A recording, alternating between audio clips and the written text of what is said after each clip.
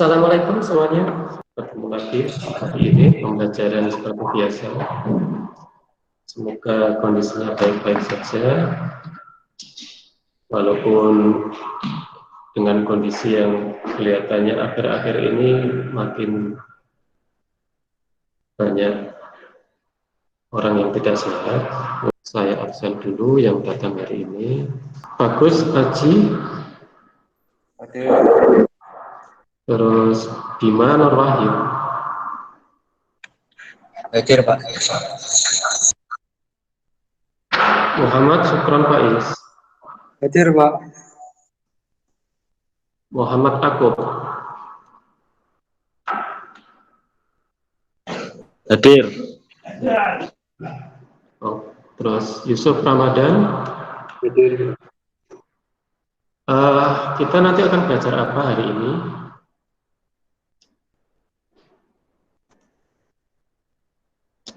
Bisa dilihat? Materi kita itu tentang struktur dan bagian PLC. Yang untuk kompetensi dasarnya yang akan kita pelajari yaitu menerapkan struktur dan bagian PLC untuk level pengetahuan yang harus kalian kuasai nantinya. Kemudian yang nanti yang hubungannya dengan keterampilan atau dengan prakteknya, diminta kalian bisa membuat struktur dan bagian-bagian dari PLC. Kenapa toh kok kita perlu belajar PLC? Coba ini kamu perhatikan. Coba bayangkan, ada dua gambar semacam ini. Ada dua panel, yang satu menggunakan PLC, yang satu masih konvensional, masih model lama. Yang model lama, tentu ini komponennya diskrit atau terpisah-pisah. Jadi setiap kita menginginkan sebuah fungsi, entah sensor, entah penghitung, pencacah, atau pewaktu, timer, itu semua harus dipasang komponen sendiri-sendiri. Sehingga nanti tentu ini rangkaiannya jadi sangat banyak ya, pengawatannya jadi rumit, dan tentu saja banyak memakan tempat. Jadi ini akan banyak kesulitan. Sedangkan kalau yang menggunakan PLC, kamu lihat gambarnya ini cukup ringkas ya, cuma sedikit komponen. Karena apa? Komponen-komponen yang tadinya diskrit atau terpisah-pisah, ini sekarang sudah kompleks istilahnya, tersusun dalam sistem PLC ini sendiri. Di dalam PLC ini ada fasilitas timer, ada fasilitas counter, ada fasilitas penyimpan atau memori, ada jenis yang bisa bekerja lebih cepat, yaitu yang menggunakan output transistor, sehingga nanti sudah bisa mengcover semua kelemahan-kelemahan yang ada pada sistem konvensional tadi. Itu ya sekitar gambaran PLC. Nanti sambil kita diskusi,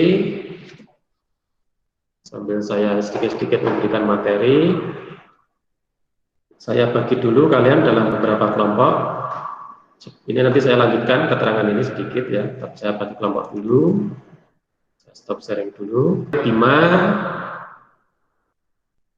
dengan temannya yang satu Akub,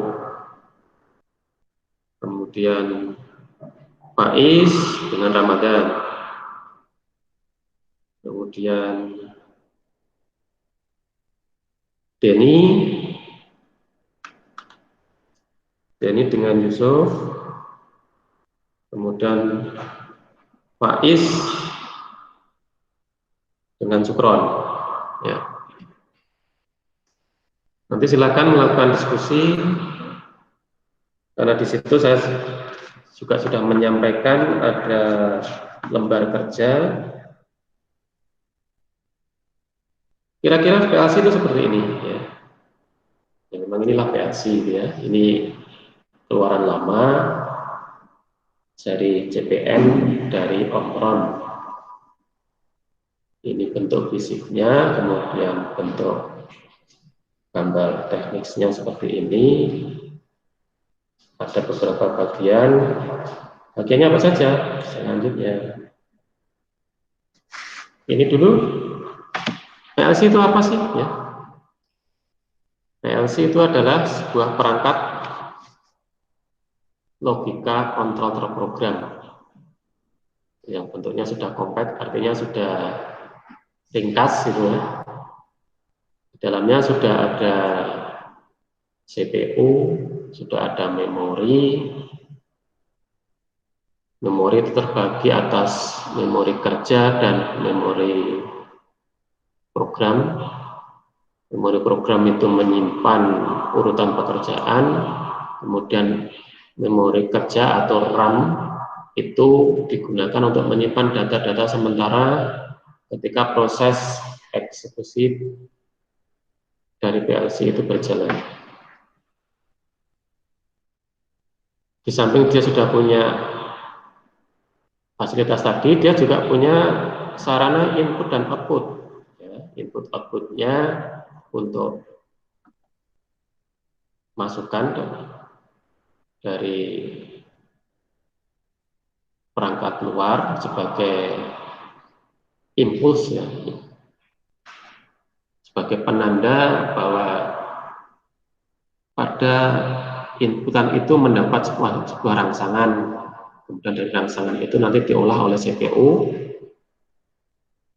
kemudian di bagian output nanti dihubungkan dengan sebuah aktuator. Ya, masih ada beberapa video, saya berikan lagi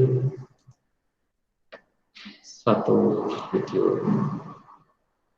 Masih ada dua tuh ya, ini nanti semua disaksikan aja.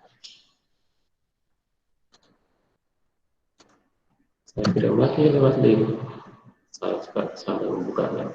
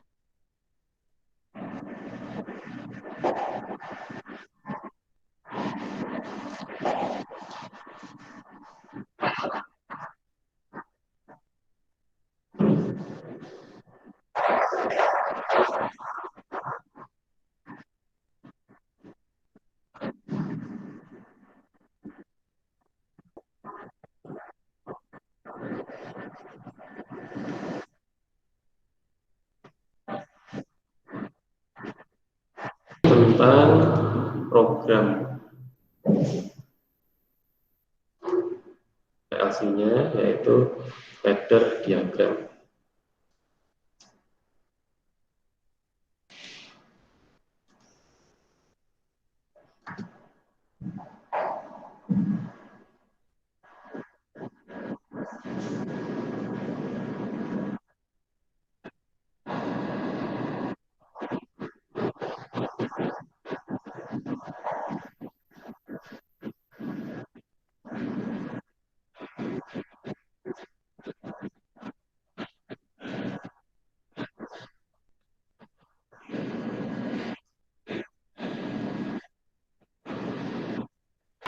Sudah ada yang sudah selesai menjawab soal di LKPD?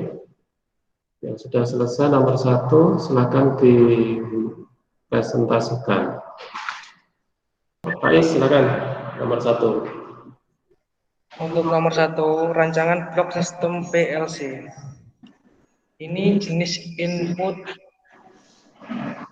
Omron CP1E. input menggunakan 24 volt dengan menggunakan saklar dengan output ke relay. Ada yang mau menanggapi jawaban dari Faiz? Boleh saya tambahin, Pak? Ya, silakan. Bima menambahi jawaban Faiz.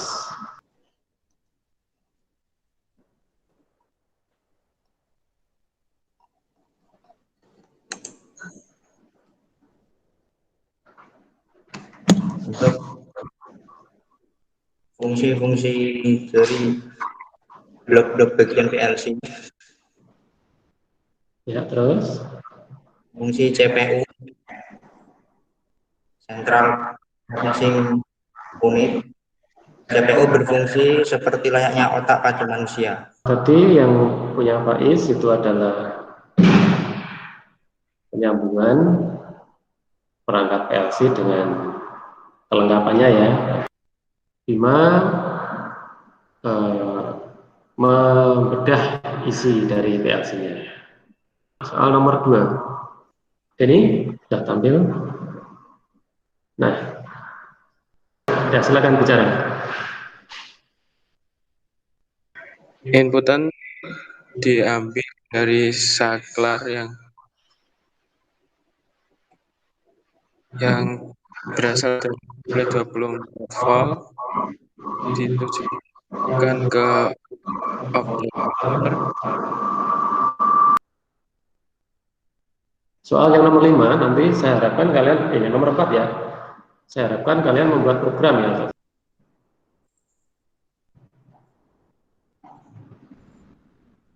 Saya membuat program dengan 2 inputan, 1 output.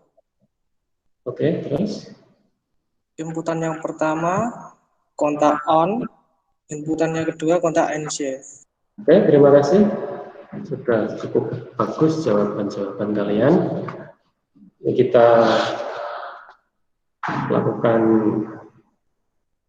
review ya dari jawaban kalian. Ini tadi jawaban yang soal yang pertama. Yang kita minta itu adalah arsitektur dari sistem PLC. Ya. Sudah bagus tadi jawabannya, sudah ditambahi dari Bima, jawabannya Faiz ya. Ini saya tunjukkan jawaban yang saya inginkan. Nah, ini gambar yang saya minta sebenarnya semacam ini. Kemudian fungsi dari tiap-tiap bagian. Ya, soal nomor 2 ya. Ini tadi Denny yang menjawab, sudah cukup bagus. Nah, ini sebagai saklar untuk menggerakkan relay itu adalah transistor ini. Transistor ini itu akan bekerja kalau basisnya dapat injeksi arus positif. Ya. Nah, arus positifnya ini akan mengalir optocoupler ini, transistornya ini berupa fototransistor ya, itu ada rangsangan cahaya dari data LED ini. Jadi sudah bisa melakukan koneksi aja, bisa di-download ke dalam PLC dan PLC-nya ada reaksi. Belum saya ajari program-program yang cukup kompleks. Gitu. Untuk program yang cukup kompleks nanti pada pertemuan berikutnya ada fasilitas-fasilitas seperti timer, counter nanti kita manfaatkan biar bisa lebih memaksimalkan fungsi dari PLC itu sendiri. Memang saat ini yang berkembang di industri itu adalah kontrol yang hubungan dengan PLC. Kalau kita masih menggunakan yang konvensional ya tentu saja akan ketinggalan. Maka ini perlu buat kalian untuk segera beralih mempelajari yang saat ini sedang berkembang dan kedepannya mungkin akan ditambah lagi dengan IoT, yaitu yang bisa dikendalikan dari jarak jauh. Karena waktunya nggak cukup, nanti yang soal di modul itu kalian kerjakan ya untuk tugas. Nanti bisa kalian japri ke saya jawabannya, karena jawabannya hanya pilihan ganda ya. Kalian tulis saja di selembar kertas, kemudian tulis nama, kemudian difoto, kirim ke WA untuk materi ini ya. Hari ini kita cukupkan sekian karena waktunya sudah habis. Saya akhiri. Assalamualaikum warahmatullahi wabarakatuh.